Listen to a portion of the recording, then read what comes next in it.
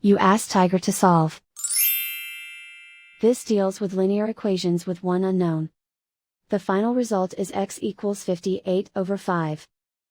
Let's solve it step by step. Simplify the expression. Expand the parentheses.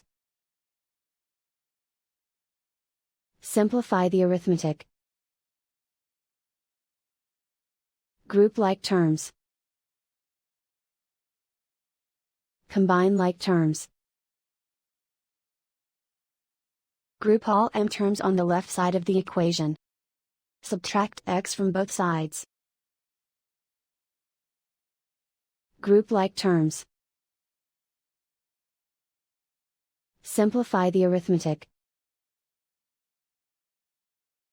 Group like terms. Simplify the arithmetic.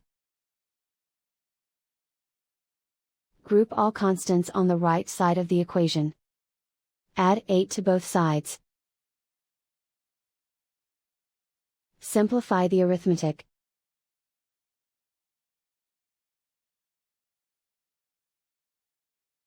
Isolate the m. Divide both sides by 5. Simplify the fraction. And so the final result is x equals 58/5.